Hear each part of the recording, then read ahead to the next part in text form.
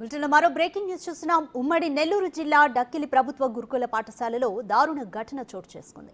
5వ తరగతి చదువుతున్న సెరీనా అనే విద్యార్థినికి జ్వరం రాక 4 రోజుల పాటు ఆ విషయాన్ని ఉపాధ్యాయులు బయటపెట్టలేదు. పరిస్థితి విషమంగా మారడంతో తల్లిదండ్రులకి సమాచారం ఇచ్చారు.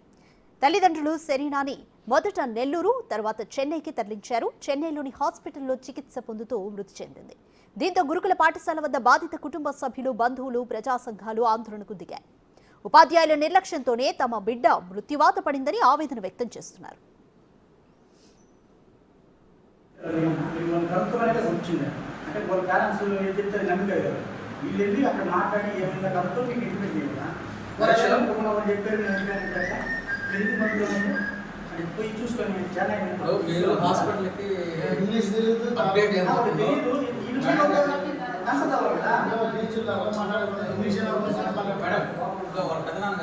మేడం గారు నంబర్ తీసుకో, ఆడ అప్డేట్ మేడం ఇప్పుడు ఇస్తుండో వేరే హాస్పిటల్ బెటర్ హాస్పిటల్ చేంజ్ చెయ్యి. మేడం పై ఆఫీస్తో మాట్లాడతారో అమౌంట్ పని మీరు ఆలోచించుకోండి. అది ఏ పద్ధతి అయినా వాళ్ళు అరేంజ్ చేస్తారు. ఏదో పని జరుగుతుంది, అది ప్రభుత్వమైనా అరేంజ్ చేస్తుంది. ఎందుకంటే చేస్తారు, అందరూ చూసుకుందాము. ముందు కరెక్ట్ ఫాలో అప్ ఉండండి.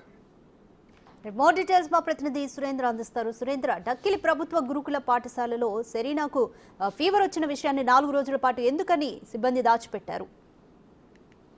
రాధిక, ఉమ్మడి నెల్లూరు జిల్లా డక్కిలి మండలం డాక్టర్ బిఆర్ అంబేద్కర్ గురుకులంలో 5వ తరగతి చదువుతున్న అరసనపల్లి శిరీష శుక్రవారం సాయంత్రం అంటే నిన్న చెన్నైలో చికిత్స పొందుతూ మృతి చెందింది.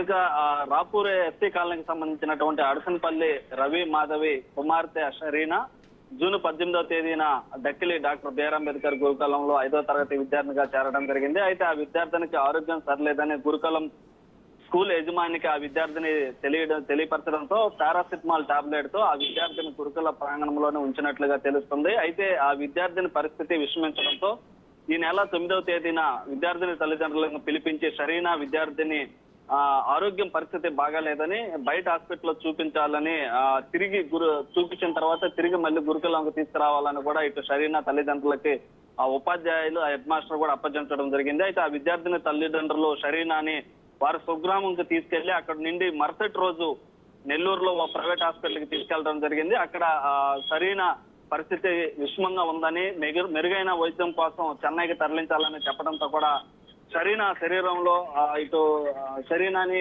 చెన్నైకి తీసుకెళ్లడం జరిగింది. తీసుకెళ్లిన క్రమంలో అక్కడ ఓ ప్రైవేట్ హాస్పిటల్లో చూపించారు. శరీరంలో అవయవాలు చెడిపోయి చెవుల నుండి రక్తం రావడంతో ఆ విద్యార్థిని శుక్రవారం సాయంత్రం చనిపోయిందని కూడా తెలియజేస్తుంది. అయితే ఈ ఘటనకు సంబంధించి 3 రోజులు బాలిక అవయవాలు చెడిపోవడం ఏమిటా అని, అసలు గురుకులంలో ఏం జరిగిందని వాళ్ళు పలు అనుమానాలకు కూడా దారితీస్తున్న క్రమంలో గురుకుల యాజమాన్యాన్ని నమ్మి ముక్కు పచ్చని పసిపిల్లలను గురుకులంలో వదిలి వెళ్తే తిరిగి మా బిడ్డను శవపేటికల్లో పెట్టిచ్చారని ఇటు తల్లిదండ్రులు కూడా ఆవేదన వ్యక్తం చేస్తున్నారు. అయితే ఆ స్కూల్కి సంబంధించి గురుకుల పాఠశాలకు సంబంధించి హెడ్ మాస్టర్స్ ని మనం వివరణ కోరడం జరిగింది. కోరిన క్రమంలో అయితే మేమైతే జ్వరం వచ్చిన 2వ రోజే తల్లిదండ్రులకు ఇన్ఫార్మ్ చేశాము. తల్లిదండ్రులు రావడం లేట్ చేశారు.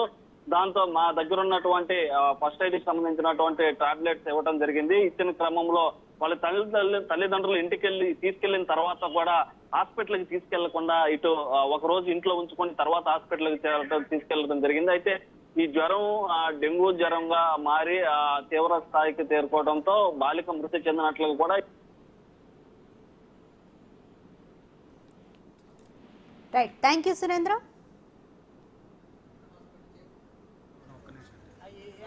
మాట్లాడతారో అమౌంట్ పని మీరు ఆలోచించుకోండి. అది ఏ పద్ధతి అయినా వాళ్ళు అరేంజ్ చేస్తారు.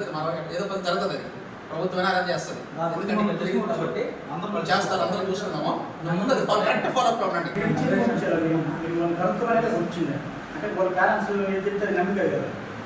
అక్కడ మాట్లాడి ఏమైనా కలుపుతో మీకు ఇంటిమేట్ చేయాలి. చెప్పారు పోయి చూసుకొని